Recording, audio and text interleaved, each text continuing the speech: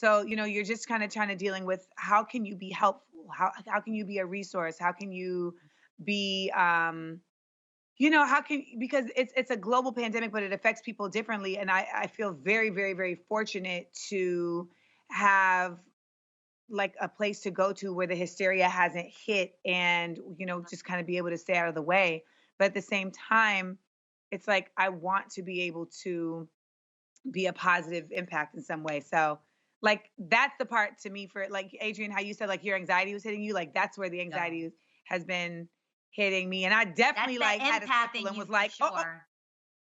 I had a sniffle and I was like, is that a corona sniffle? Because you're trying to classify every cough, every sniff, like I got the gloves, I got the mask now.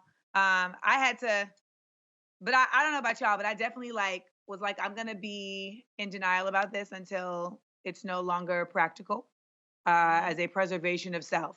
And so I did that, and now we're here. All right. Teeny beans.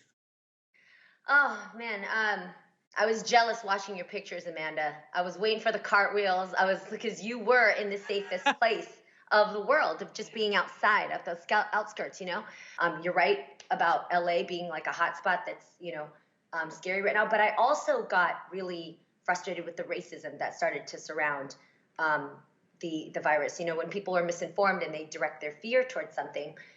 We already have racism as it is. We're already talking about this on the daily with injustice and groups of people being attacked. And then now towards the Asians and some of our leaders using the wrong terminology for COVID-19, that was really hurtful. So the one thing I do appreciate is how this quarantine has made us really be more mindful and present about what you can do and what you are thinking at this very moment. The conversations that you have are a lot more deep and thoughtful.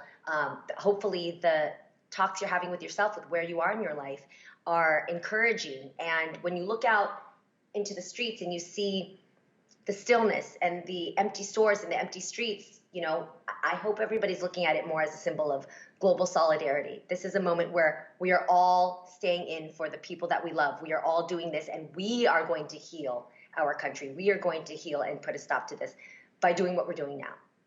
Well, you I've know actually what? been It's seeing like, reports of I've actually been seeing reports of racism in China against Black citizens that are living in China. That apparently I've saw reports and videos of,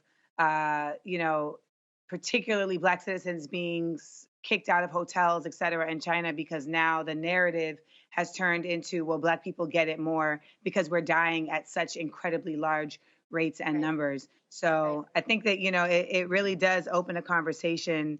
Unfortunately, it takes like a Pandora's box approach to opening a conversation about just how, these types of things. There's all this talk about like, oh, this evens the scale for everybody, but it doesn't. It doesn't. yeah, It No. only no. exacerbates the differences. And it only brings us backwards.